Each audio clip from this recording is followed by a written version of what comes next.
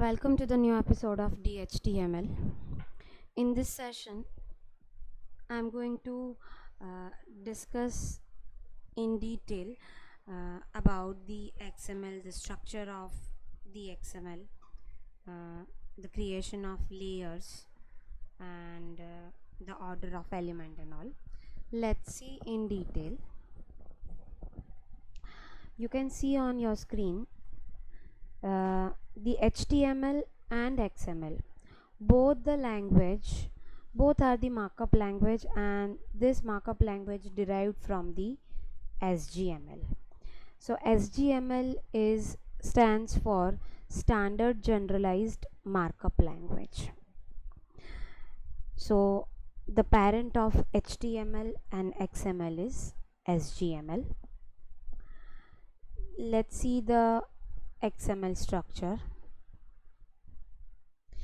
You can see here the basic structure. This is the concept of hierarchy, because XML is about the structure of the data, right? So first you should have to understand the structure. So there is an example of book. So in one book there is multiple chapter. In one chapter there is multiple section. In one section there is multiple paragraph. In one paragraph multiple sentence. In one sentence multiple words, and in one words multiple characters. So you can see the hierarchy, right? So here the root element is what? The book, and rest of all are the child elements. So same thing you can represent in inverted tree diagram, right? So there is a root book element. In one book 3 chapter. Let's say in one chapter there is 3 sections. Let's say in one section there is 3 paragraph. In one paragraph 3 sentence. In one sentence 3 words, and in one words 3 character. So this is how you can represent your structure in inverted tree. So that is all about the XML, but that just to explain the structure of your data, right? So let's begin with the layers, creating the layers of element. So you can see the book element. The book name is cryptography and the network security / book. So this book tag is a user defined tag and which contains data. Here you can see the book tag contains a sub element as book title, and book title contains data, that cryptography and network security. There is a clause book title and then after book tag. This is the example of empty element, because you can see here the book open tag and book close tag, but there is no data, so this is called empty tag. So empty element does not contain any data or sub element. So this is how you can prepare the layers, right? So the same structure you can convert this structure into the XML format. So this is the XML format. Now you can convert that structure, the hierarchical structure, into the XML format.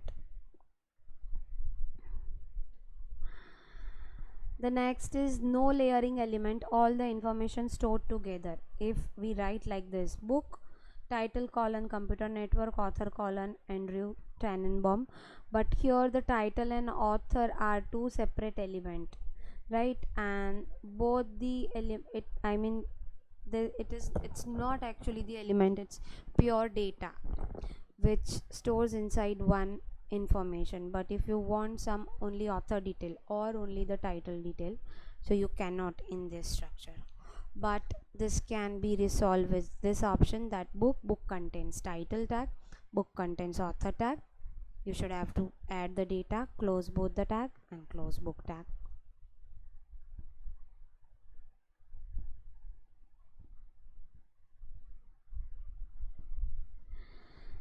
The next is comment in XML. Books, book contain book publisher year, that is 1929. This is called the attribute. Now this is the actual program.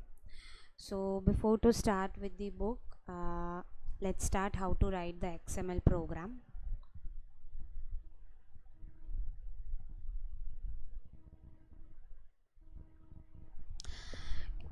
Any XML program starts with angular bracket question mark XML tag, and you should have to mention the version name. It should be in double quotes and ends with question mark, right? So that your browser understand that this is the XML document. The second line, if you want to if you don't want to add, you can remove, right, that XML style sheet, but right now we have not included any style sheet, right? So if we consider this program as a simple program, so you can skip this second statement. So then after, you can start with books element. Books element contains book publisher year 1929, and there is one title and author. Close book. Now you can understand there is another book. So books root element contains two book element, that is the sub element, and book element contains book title and author. Now here the topic is about the comment in XML, how to write the comment in XML. So this is the comment part. This is the starting symbols of the comment, and this is the closing symbols of the comment. So this part you don't want to include, so you can add it to the comments, and you can close the book tag, that is the root element.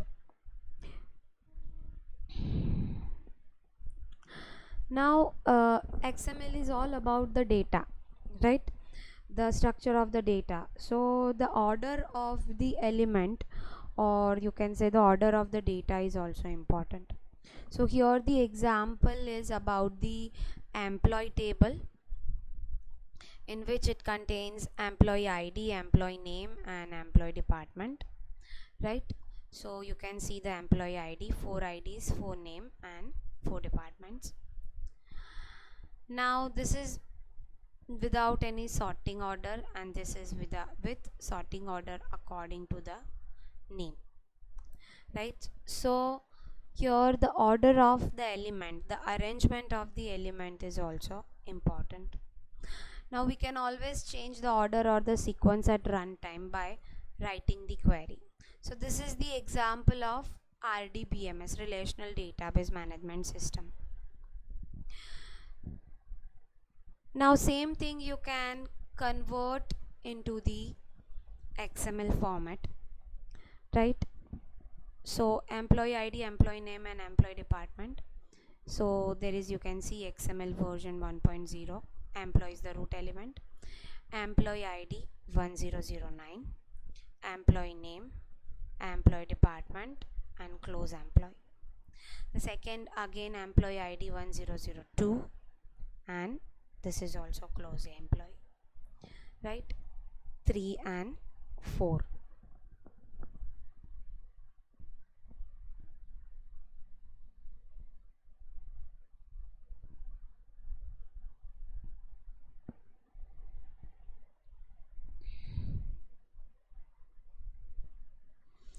Now you can see that here the data is not arranged in the proper format.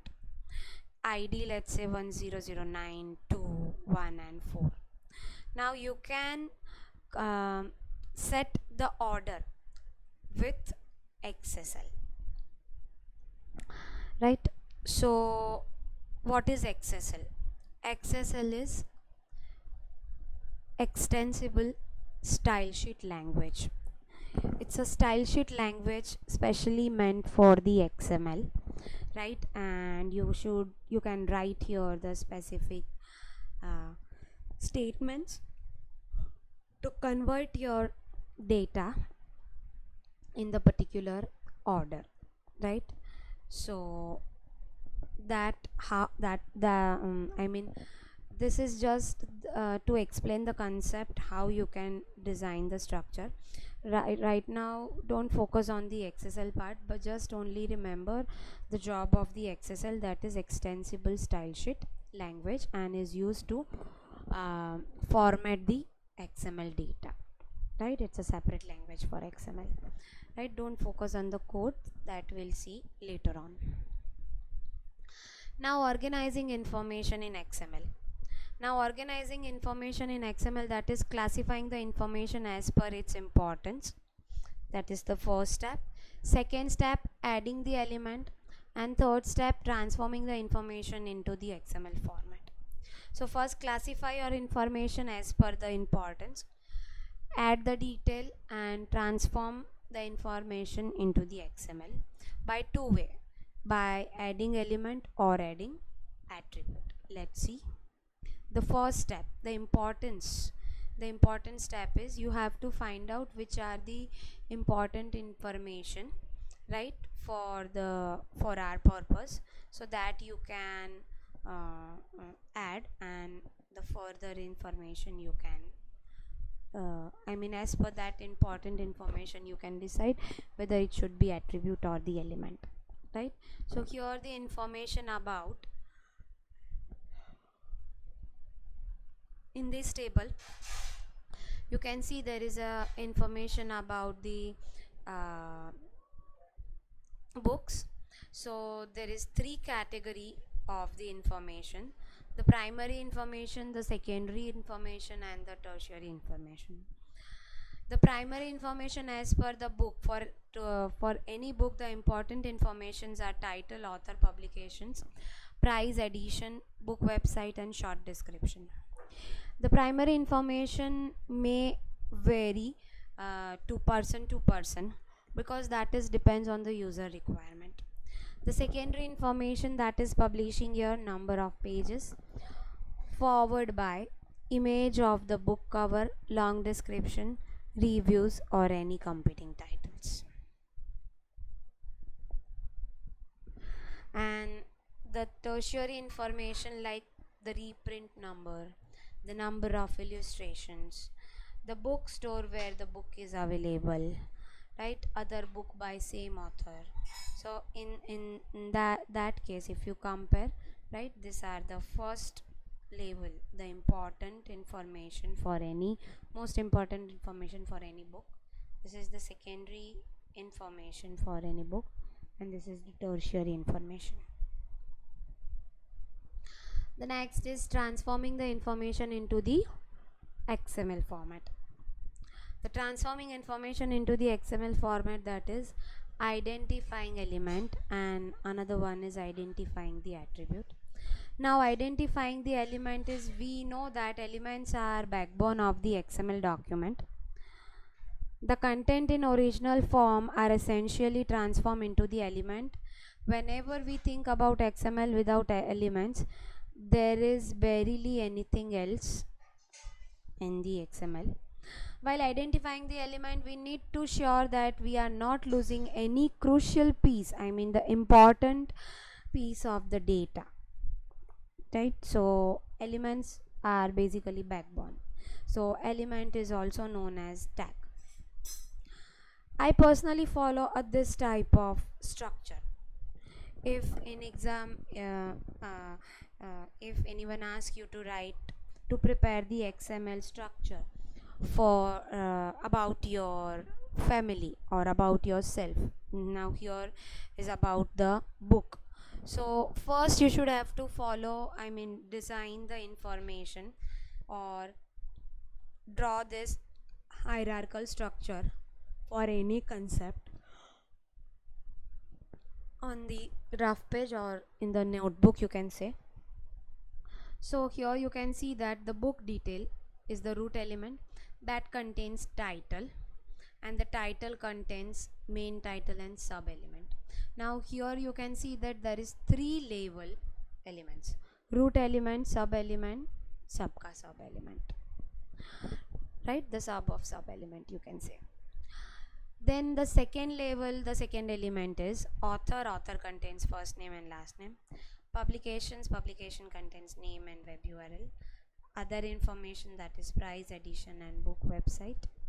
And the last is short description. The next is book details, right? So textbook asks you to prepare first the empty structure of the elements, starting from the root up to the sub element without any data, right? But if you are clear with the hierarchical structure, not an issue, you can add the information at this level also. See, the flatten XML structure. Why it is called flatten? Because book details, that contains main title, subtitle, right, all the information at one level. If you want to add one more book detail, so you cannot. So compulsory you require a root element. So this is the best way. There should be a root element, only the one root element, and the multiple information, right? In this case also the title, the main title, author, right? So in this case, if multiple book information you want to store, so you may require one more root element, right? Okay, now here we have a book details, that is title, category equals to, right, you can write the attribute. So this is called the attribute. Now you have to decide, right, which attribute you want to add as which information you want to add as attribute and which information you want to add as element. So basically attribute is the additional information, providing the additional information to that element. So book detail contains title. Title is the sub element of the book, and the title of the book with additional information, that is what the category, which type of category of the book for that title. Now that contains two sub elements, main title and subtitle. So I hope you can understand the purpose of the attribute and element, right? Attribute can be multiple, but sometimes I mean in some of the case only it works, right? So it's better to add one element, but if you require to add the element, more than one element, you can. So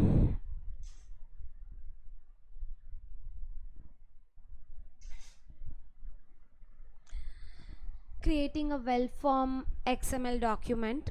The XML version 1.0 standalone version 1.0 and standalone is these two are the attributes. So here you can see that the same thing I have discussed earlier, only the new one is the standalone attribute.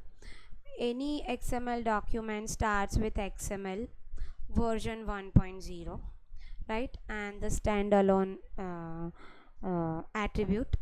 So why it is called standalone yes and standalone no? Because with this information you can give the information to the browser that this, if standalone yes, right, so that means there's no connected file with XML, no link file. But if standalone no, that means there may be another file, right? What type of file it may be, so that is DTD or the schema file or XSL file, it can be anything, right? So let's see in detail further. So that's all about today's session. Thanks for watching my video. We'll meet soon in the next session.